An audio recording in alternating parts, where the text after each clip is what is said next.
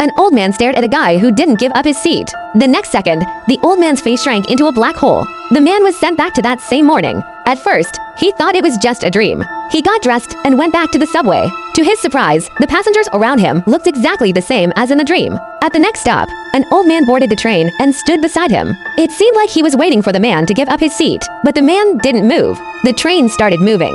The old man lost his balance and fell. Then he turned to the man, and his face shrank into a black hole again. The man was sent back to the morning once more. Weirdly enough, today was supposed to be the day he proposed to his girlfriend. He had planned to buy a big diamond ring and pop the question that night. The TV was even broadcasting today's lucky phrase, "Be kind to others." The third time he got on the subway, the same passengers were still there. And just like before, the old man boarded at the next stop and stood next to him. The man felt uneasy. After hesitating for a bit, he gave up his seat. The train started moving. He almost lost his balance. But this time, he didn't get sent back. After leaving the train, he saw a woman knocking over a bicycle on the sidewalk. He was in a rush and kept walking. The woman knocked over another bike and looked at him. Her face started to shrink and twist. Then he was pulled back to that morning again. At this point, he figured it out.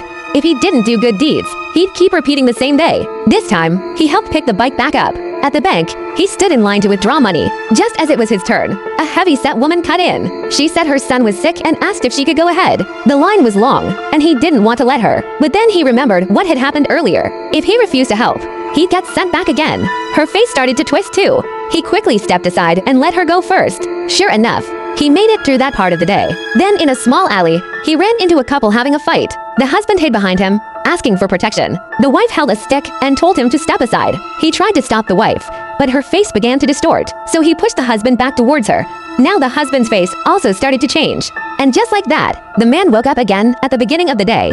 This time, he realized it wasn't just about helping. Some choices had no right answer.